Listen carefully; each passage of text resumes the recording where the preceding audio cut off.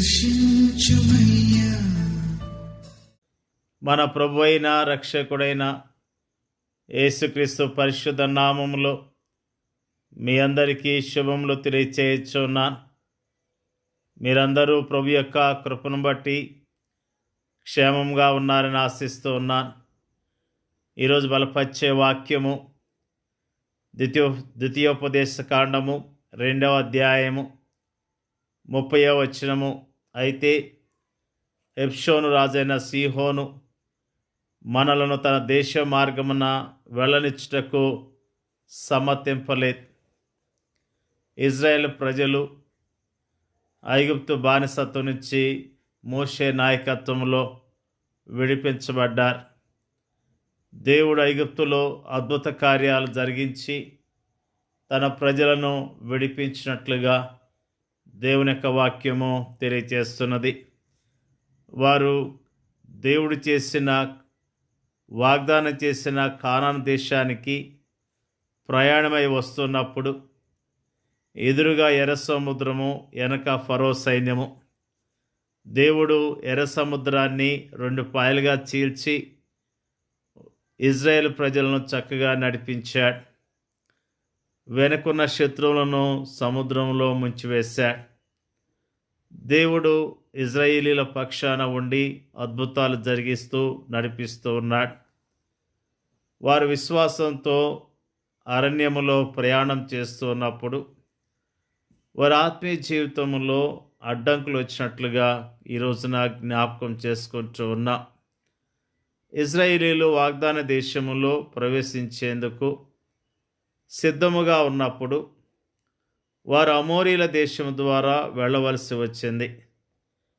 అప్పుడు వారు హెష్బోను రాజైన సీహోను వద్దకు వెళ్ళి దేవుడు తమకు ఇచ్చిన కనాను దేశమునకు చేరేందుకు తామును అతని దేశం గుండా వెళ్లేందుకు అనుమతించమని, తాము అతనికి కానీ అతని ప్రజలకు కానీ ఎలాంటి హాని చేయమని, వారికి తాము ఎలాంటి నష్టాన్ని కలిగించమని, తాము తినే తిండికి తాము త్రాగే నీళ్లకు కూడా తాము సొమ్ము చెల్లిస్తామని అతనికి విన్నవిస్తూ అతనితో చాలా సున్నితముగా మాట్లాడారు. అయితే అందుకు అతడు పూర్తిగా నిరాకరించాడు. ఇది అతడు దేవుని ప్రజలను పూర్తిగా వ్యతిరేకించటమే. ఇప్పుడు ఇజ్రాయేలీలు ముందున్నది 2 మార్గాలు. ఒకటి వెనుదిరిగి వెళ్ళటం, రెండవది వారితో యుద్ధం చేయటం. ఆ సమయంలో దేవుడు వారితో ఇలా అన్నాడు, చూడుము, సీహోనును అతని దేశమును నీకు అప్పగింప మొదలుపెట్టి ఉన్నాను. అతని దేశము నీదగునట్లు నీవు దాన్ని స్వాధీనపరచుకొన మొదలుపెట్టుము. ఈ సమయంలో వారు దేవుని యందు విశ్వాసం ఉంచినట్లయితే వారికి విశ్వాసము సంప్రాప్తిస్తుంది. వారు విశ్వాసం ఉంచారు, శత్రువుతో యుద్ధం చేశారు. మన ఆత్మీయ ఎదుగుదలతో అనేక విషయాలు మనకి అడ్డొస్తూ ఉంటాయి. మనం పరలోక విషయాల్లో ఆత్మ సంబంధమైన ప్రతి ఆశీర్వాదమును స్వతంత్రించుకునే ప్రక్రియలో అనేకమైనవి మనల్ని వ్యతిరేకిస్తాయి. వాటిలో ఆచార వ్యవహారాలతో కూడిన మతాశక్తి ఒకటి. అది వాస్తవమైన వాక్య సత్యముల నుండి మనల్ని దూరముగా తీసుకుని వెళ్తుంది. అది జ్ఞానమును తాళపు చెవిని ఎత్తుకొని పోతుంది. లోపల ప్రవేశించు వారిని అడ్డగిస్తుంది. వాస్తవానికి ఇది లోక సంబంధమైన మూలపాఠమును అనుసరించు మోసకరమైన నిరర్ధకమైన తత్వజ్ఞానం తప్ప వేరొకటి కాదు. ఈ గొప్ప అడ్డంకును మన నుండి తొలగించుకునేందుకు మనం చేయవలసింది ఒకే ఒకటి. మనం వితర్కములను దేవుని గూర్చిన జ్ఞానమును అడ్డగించు ప్రతి ఆటంకమును పడద్రోసి ప్రతి ఆలోచనను క్రీస్తుకు లోబడినట్లు చెరపట్టి సంపూర్ణ విధేయతను కనబరుస్తూ ముందుకు సాగాలి. తన ప్రజలు హెష్బోను దేశం ద్వారా వెళ్ళినట్లుగా దేవుడు సీహోనును అడ్డు తొలగించాడు. వాగ్దాన దేశం దిశగా అడుగులేసే మనము మన మనస్సు అనే అడ్డంకును స్వాధీనం చేసుకోవాలి.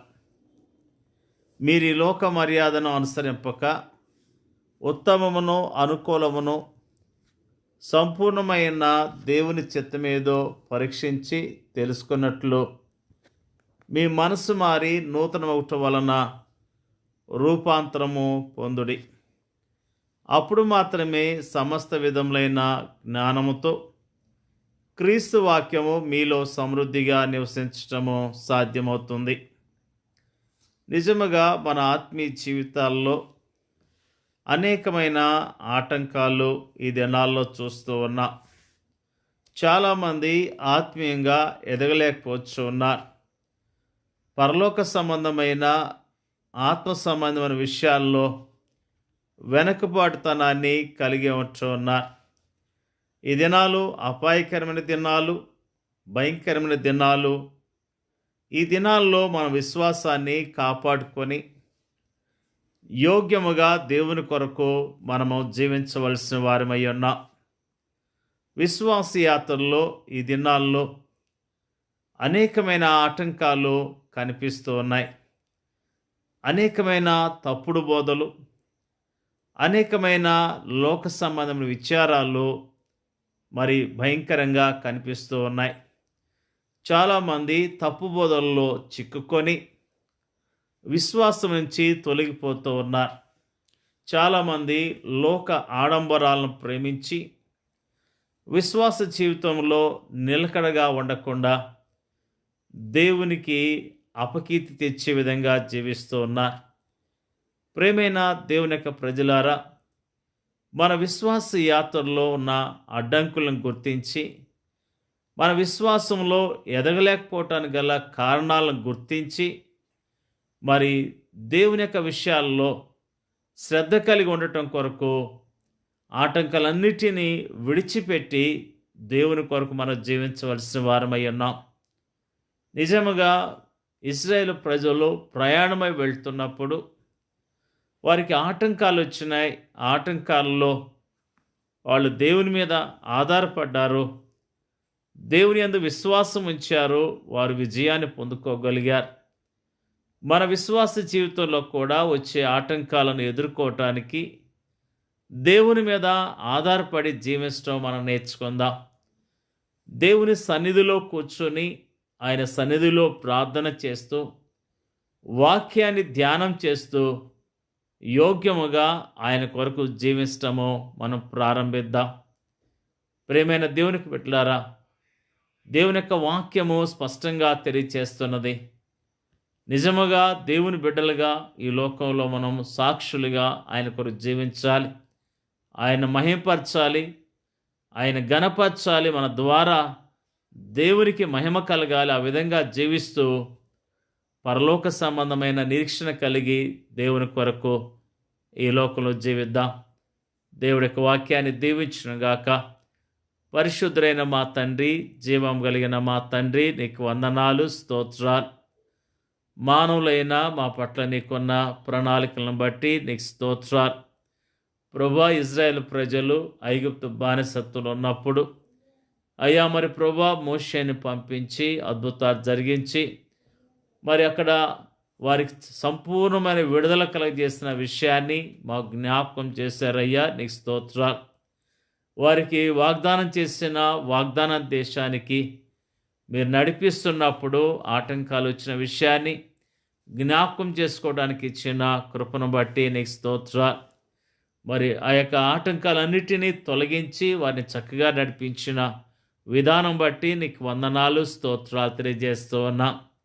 ప్రభా, మేము కూడా విశ్వాసముగా ఈ లోకంలో జీవిస్తుండగా అనేకమైన ఆటంకాలు వస్తుండగా వాటిని ఎదిరించడానికి కావలసిన శక్తిని, బలాన్ని మాకు దయచేయండి అయ్యా, ప్రార్థన చేయొచ్చున్నాం. మరి ముఖ్యంగా మరి పడిపోయిన విశ్వాసంను లేవనెత్తండి ప్రభువా. గురి తప్పి పడిపోయిన విశ్వాసులు లేపబడి చక్కగా జీవించడానికి, మంచి సాక్ష్యాన్ని కలిగి జీవించడానికి మీరే సహాయం చేయండి అయ్యా, నీకు వందనాలు. మరి ముఖ్యంగా వాక్యం ఇచ్చిన వారందరినీ జ్ఞాపకం చేసుకోండి, వారిని విశ్వాసంలో స్థిరపరచండి, విశ్వాసంలో బలపరచండి, నిరీక్షణ కలిగి యథార్థత కలిగి యోగ్యముగా అయ్యా నీ కొరకు జీవించడానికి మీరే సహాయం చేయండి అయ్యా. ప్రార్థన చేయించున్నాం.